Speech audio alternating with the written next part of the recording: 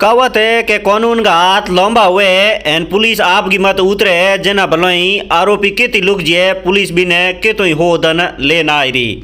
नमस्कार राम राम, हूँ थोरो देसी पत्रकार। ए वीडियो के मो थाने जका दो जना पुलिस वालों आगे बैठा दिए ए दो ही है धोरीमना थाना क्षेत्र के मो जको दलित मुख बधिर युवती के हाथे गैंग रेप को मामलो होयो बी वारदात ने अंजाम देने वाला दो ही आरोपी एन पुलिस ने ये पूरे मामले में खुलासो करने वास्ते कई तरह का जतन करना पड़ा क्योंकि बी जगह ए आरोपी ना गया मौके में तो उन पुलिस ने कोई एड़ो ढंगो सबूत ही मिलो हो को नहीं जके में CCTV में भी होंगे कोई शकल आवे रही। पर पुलिस ये पूरे मामले ने जांच कर पर दिन तो 14-15 भलो लाग गया लेकिन उन दोनों ने पकड़ हमें लेन आई रही है। एन आज इत बाड़मेर का जका SP साहब है दीपक जी भार्गव पूरे ई मामले को खुलासो कियो है। तो यह आरोपी कौन है पूरा मामलो के हो हूँ तो बता दूं कि 24 नवंबर को शाम के टोने और दो ही आरोपी बेड़ा उपरान एक रोड के कने घोना सारे ही जकी न तो बोली जे हो न हुणी जे हो बी युवती के ले जा परी वन विभाग एरिया में बिंग हाथे खोटो काम कियो हो। एन बी पचे बोलेरो कैंपर गाड़ी में दो ही ना गया क्योंकि आड़े पहाड़े कोई मिनक आवता उन्हें दिया जिना एन जो ही पुलिस ने ठा पड़े तो पुलिस की टीमों लगातार बिन दिन हुई और होदना हरू कर दिया पण एकदम गायब हो गया। अंकन जकी बोलेरो कैंपल गाड़ी भी गाड़ी गई कलर अलरन हैंग ही दूजो करा दिनो इन कारण पुलिस ने पकड़ने में इतना दिन ला गया।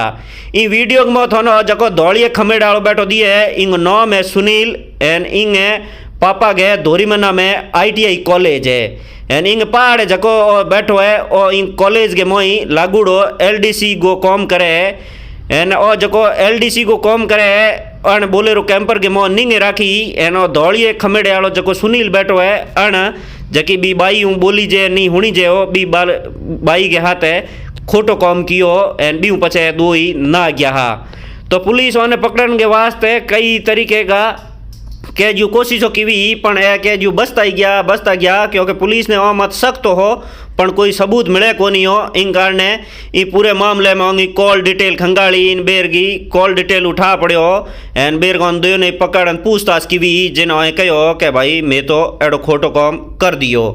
तो लारे ही पूरे मामले ले परान बाड़मेर का पुलिस अधीक्षक है दीपक जी भार्गव बोए पूरी बात बताई है कि ये पूरे मामले में कीकर जांच की भी इन पचे आया कीकर पकड़ में आया है एन कुन दौड़िया आन बोलेरो कैंपर गाड़ी को के कियो अन कलर कीकर चेंज करायो हो। तो लारे SP साहब पूरी बात बताई है थे बोंगी बात सुन लो। धोरीमना क्षेत्र में एक 20 वर्षीय युवती के साथ दुष्कर्म की घटना हुई थी। सामान्य बात से ज़्यादा बहुत गंभीर बात थी क्योंकि युवती मुंह पर बधिर थी। उनके पिता की रिपोर्ट पे मुकदमा दर्ज करके अनुसंधान आरंभ किया गया। काफ़ी कठिनाई हुई इसमें क्योंकि वो युवती किसी प्रकार से जो भी हमें जानकारी देती वो या तो अपने इशारों से या थोड़ा सा वो लिखना जानती थी, परंतु कम्युनिकेशन के अभाव से सब चीज़ें स्पष्ट नहीं हो पाती थी।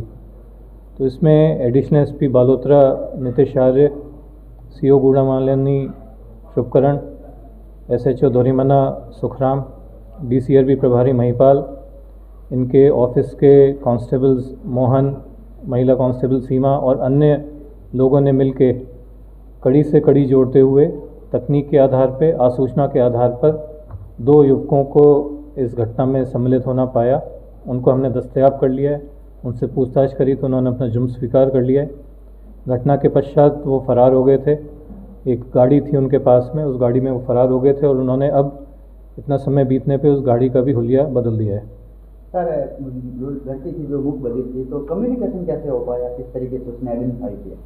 देखिए अमूमन जो मूक बधिर होते हैं और उनको कोई औपचारिक शिक्षा मिली होती है तो साइन लैंग्वेज के मार्फत वो लोग लगभग सामान्य वार्तालाप तक पहुंच सकते हैं। मतलब जैसे अपन बात कर रहे हैं तो वो लगभग सामान्य वार्तालाप तक वो पहुंच सकते हैं। परंतु इस लड़की के साथ दिक्कत ये थी कि इसको औपचारिक शिक्षा ना तो लिखा पढ़ी पूरी मिली है, थोड़ा बहुत लिखना जानती है और साइन लैंग्वेज में भी जो मूक बधिर की साइन लैंग्वेज होती है वो इसको नहीं आती। तो जैसे आप और मैं भी किसी भी चीज़ का इशारा करके बात करें उस तरह से बात करती थी। इस वजह से काफ़ी कठिनाई हुई। इन्होंने अपने तरीके से, अपने इशारों से, और हमारी टीम ने ढूंढ ढूंढ के खोज के निकाले तो लगभग 15 से 17 लोगों को हमारे संदेह के दायरे में आए।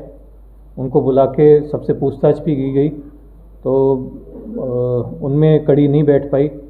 कईयों के CCTV फुटेज कहीं और थे, कईयों की लोकेशन कहीं और थी। तो 15 से 16 लोगों से ये पूछताछ कर चुके थे। उसके बाद में 2 अन्य युवकों का, इन युवकों जिनको गिरफ्तार किया है, इनका सुराग लगा और फिर उनको पकड़ा गया। सर, ये आरोपी की क्या प्रोफाइल है, क्या करते थे ये लोग? और इनमें एक युवक है सुनील, उसके पिताजी की तो IT कॉलेज है, और दूसरा आरोपी है भजनलाल, वो अभी LDC हैं।